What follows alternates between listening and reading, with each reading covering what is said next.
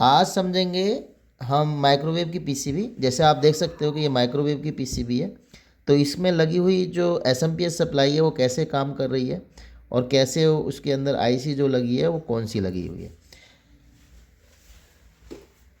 तो सबसे पहले हम बात करेंगे इस पीसीबी की। तो इसमें ये 5 रिले लगी हुई हैं, 3 हमारी ये वाली रिले लगी हुई हैं।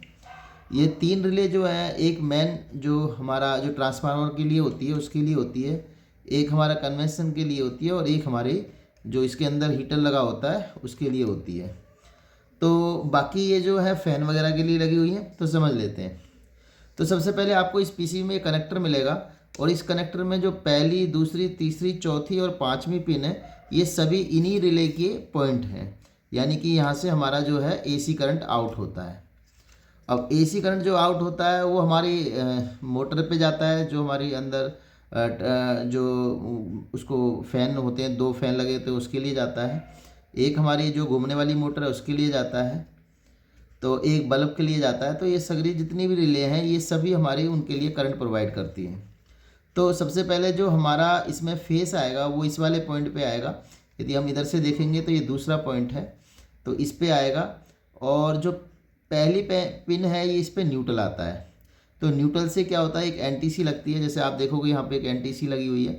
तो न्यूट्रल हमारा आके इस कैपेसिटर पे आ जाता है और जो फेस है हमारा यहाँ से घूम के और सीधा ये यहाँ पर आ जाता है। तो एंटी से जो न्यूट्रल यहाँ पे आया और फेस हमारा यहाँ से आया, तो ये मेन कैपेसिटर जो है नॉन पोलराइज ये लगता है यहाँ पर। और उसके बाद ये दोनों पॉइंटों पर एक एक लाइन फिल्टर लगा हुआ है। यानी कि एक एक लाइन पे, यानी कि कहने का मतलब है कि line filter separate separate line पे लगता है। यानी कि न्यूट्रल लाइन पे अलग और हमारी फेस लाइन में। तो दोनों इंडक्टरों को अंदर ही इसमें कर दिया जाता है, तो हम इसको लाइन फिल्टर बोलते हैं। तो अलग अलग लाइन पे ये लगा हुआ है। उसके बाद जब फेस न्यूट्रल हमारा इस ब्रिज रेक्टिफायर पे आएगा, तो ये ब्रिज रेक्टिफायर के अंदर 4 डायोड ऑलरेडी लगे हुए हैं और इस करंट को एसी से डीसी में कर देंगे। और जब ये डीसी करंट हो जाएगा तो यहाँ पर फिर हम इसको प्योर डीसी करने के लिए और करंट को स्टेबल बनाने के लिए यहाँ पर एक पोलाई कैपेसिटर लगाएंगे, जो कि यहाँ पे लगा हुआ है। ये 10 यूएफ का कैपेसिटर है, आपको दिख रहा होगा यहाँ पे 10 यूएफ का कैपेसिटर है। और ये 500 वोल्ट तक का कैपेसिटर है। तो इसमें आप 450 500 तक के वोल्ट का कैपेसिटर आपको लगा सकते हो। तो उसके बाद हमारा करंट जब ये प्योर डीसी हो जाएगा, अब इस करंट को हम इस एसएमपीएस ट्रांसफार्मर से स्विच कराएंगे। लेकिन ये जो ट्रांसफार्मर होता है ये प्योर डीसी पर ये काम नहीं करेगा, इसलिए इसके लिए एक स्विचिंग आईसी का इसमें इस्तेमाल किया गया है। ये जो आईसी लगी हुई है, जो आप यहाँ पे देख रहे हो, TNY 267 नंबर की आईसी है। तो मैंने जैसे आपको बताया, फेस सप्लाई सीधा इस कैपेसिटर पे आ जाती है और जो न्यूट्रल है वो एनटीसी के द्वारा भी कैपेसिटर पे ही आ जाता है, जो ये वाला पॉइंट है। यहाँ से करंट जो है इस मेन कैपेसिटर पे जाएगा। उसके बाद ये लाइन फिल्टर लगा हुआ है, जैसे ये न्यूट्रल लाइन पे लगा हुआ है और ये हमारी फेस लाइन पे लगा हुआ है। उसके बाद करंट हमारा इन दोनों ब्रिज रेक्टिफायर के एसी पॉइंट पे आ जाएगा। फिर यहाँ से प्लस और एक माइनस निकलेगा। तो जैसे आप देख सकते हो, यहाँ से ये प्लस निकला और ये माइनस निकला। उसके बाद ये करंट, जो प्लस वाला करंट है, सीधा हमारे डीटी ट्रांसफार्मर में चला जाएगा। तो यहाँ से आप देखोगे ये करंट सीधा इस डीटी ट्रांसफार्मर पे जा रहा है और इसका जो नेगेटिव करंट है ये आईसी की जो सोर्स पिन है उस पे जा रहा है। तो इसकी आईसी की चारों पिन जो है ये इसकी सोर्स पिन है और इस पे ये नेगेटिव करंट आएगा और यही करंट हमें इस डीटी को स्विचिंग कराना पड़ेगा।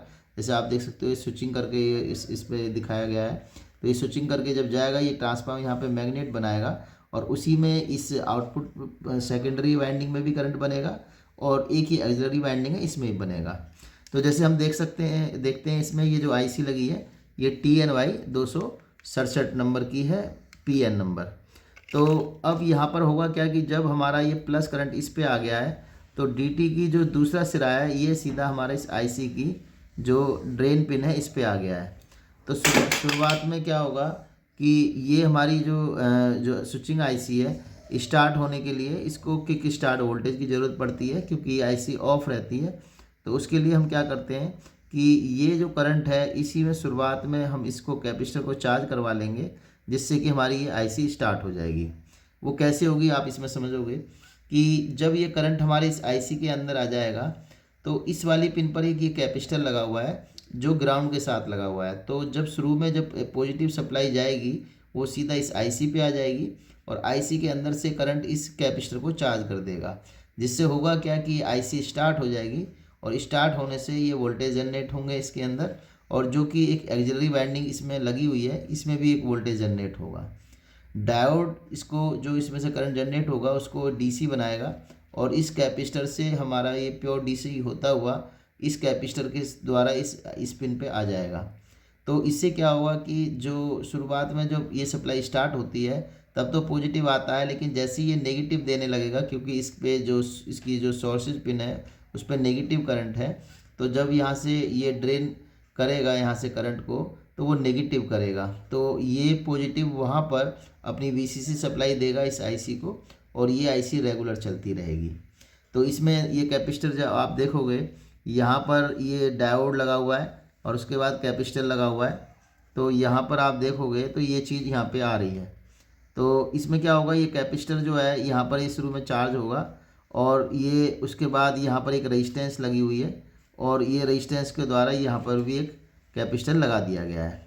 तो ये क्या काम करेगा, यहाँ पर इसको किक स्टार्ट वोल्टेज देगा जिससे कि हमारी आईसी स्टार्ट रहेगी और यहाँ पर हमारे ये चलती रहेगी।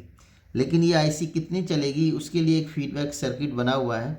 तो ये इसकी जो ये वाली पिन है यहाँ से सीधा ये फीडबैक ऑप्टो कपलर से आ रहा है, जैसे आप देखोगे यहाँ पर ये ऑप्टो कपलर लगा हुआ है, इसी से ही फीडबैक आ रहा है इस रेजिस्टेंस के द्वारा इस वाली पिन पर। तो जैसे कि यहाँ से एक फीडबैक करंट सीधा रेजिस्टेंस के द्वारा ये नेगेटिव करंट आएगा क्योंकि जो आउटपुट में सप्लाई निकलेगी यहाँ पर एक वोल्टेज डिवाइडर बना हुआ है, उसके द्वारा इसकी 1 नंबर पिन पे आएगा और 2 नंबर पर ये एक जेनर लगा हुआ है 2.5 वोल्ट का, जो यहाँ पर 2.5 वोल्टेज मेंटेन करके रखेगा।